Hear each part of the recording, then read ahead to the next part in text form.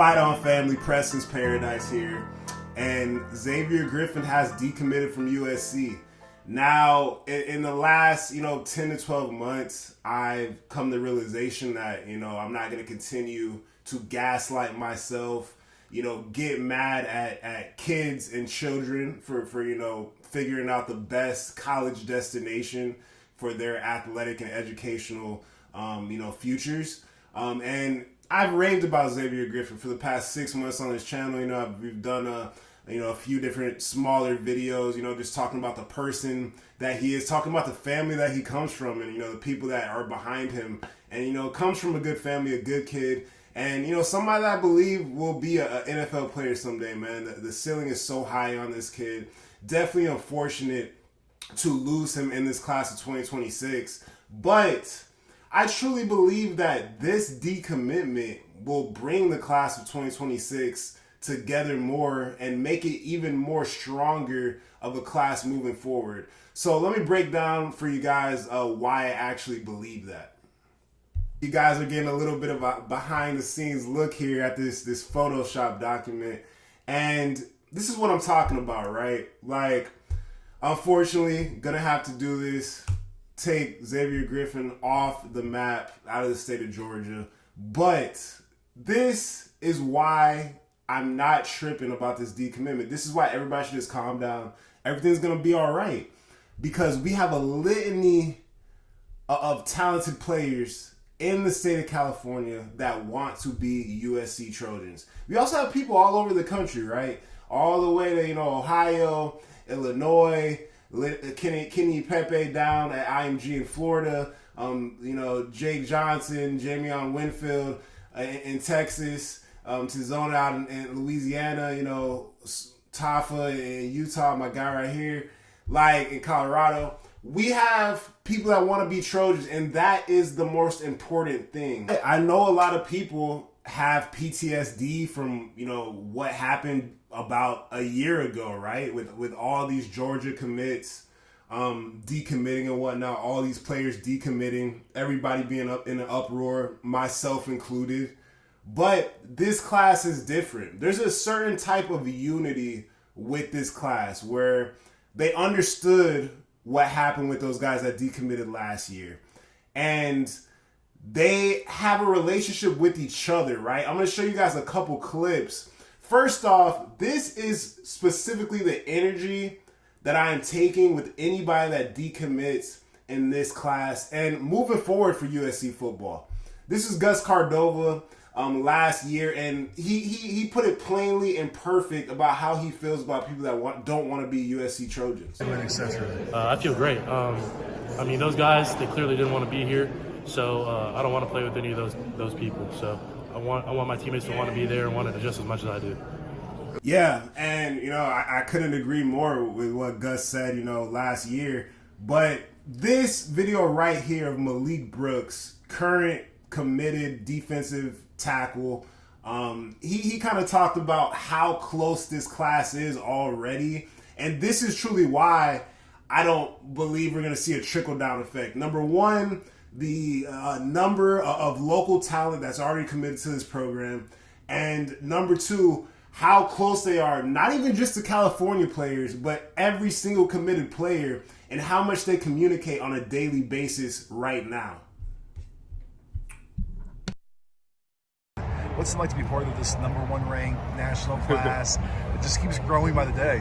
It's amazing. I mean, we're building new relationships every day. Me, Jamion, Tom, Jake Johnson. We're on the game on the daily. Brandon Lockhart. We're all on the game daily, and we're just building a brotherhood that's unimaginable. What does that mean on the game daily? What are you doing? Playing Call of Duty, playing Fortnite, GTA 2, really? Playing Madden, NCAA. It's just, we're on the game on the daily. So you guys have built a real connection. Real connection, yes, sir. Does that make it more special when you're coming in with guys you know like that? Yes, sir. It makes it 10 times. See, this was great to hear. This is great to hear, and this should make everybody very confident that you're not going to see a trickle-down effect.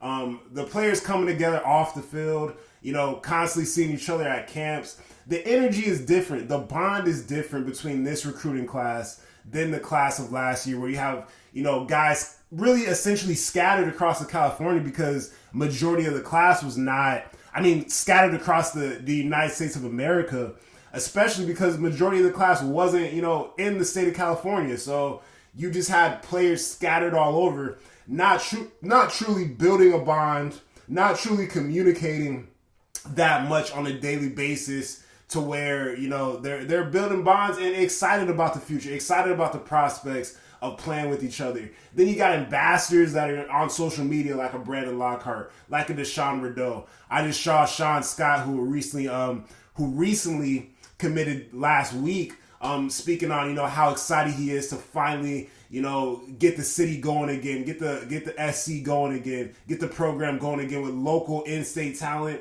as well as just overall talent that's scattered across the entire country. So I don't feel too bad about this decommit. I actually really believe that because these guys already have a strong bond, this is going to bring these guys a lot closer together and, really have that us against the world mentality.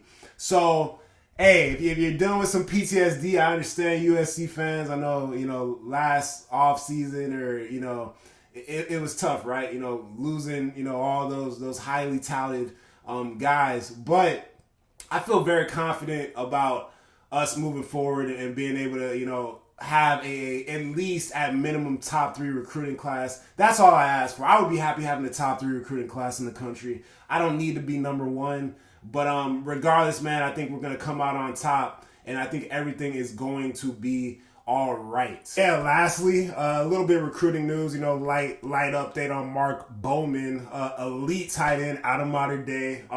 Talked about it, Sean Scott just committed, Tom's on board. The Modern Day train is rolling, and this is a big one for me, man. I think this is a generational type of tight end, and Mark Bowman. I think he's going to be big time college player, probably a future pro as well.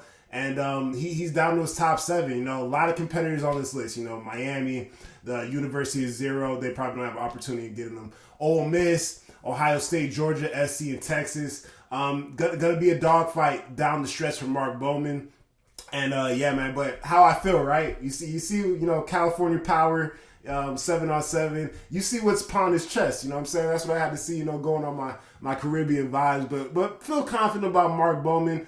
Been on campus a lot. Was obviously at the Trojan Olympics thing that they did a few weeks ago. And has been on campus multiple times and now has a couple teammates that are committed to the program. So I think that only goes in our favor as a program into signing Mark Bowman as well. But just a short little video, just my thoughts on, Xavier Griffin not, being in the fold is unfortunate. Wish the kid nothing but success, but got to keep the train rolling. Talanoa Ely, bring crystal ball to the program. Another big time, one of the most elite linebackers in the state. I believe he was the number 1 linebacker in the state of California before he actually left and went to Hawaii. He's going to be playing high school football in Hawaii next season. But hey, there's guys out here, man. We had the commit of Taylor Johnson. So another linebacker in the fold, talented linebacker in the state of California as well. And I don't get too crazy on the stars. I know that these kids could play football when you look at the tape. So excited about what's going to happen moving forward. I appreciate you guys watching the video. If you're not subscribed to the channel, if you like the videos, please subscribe. Please like the videos. And have a good day, guys. Have a good weekend. Have a good Friday. Appreciate you. Fight on.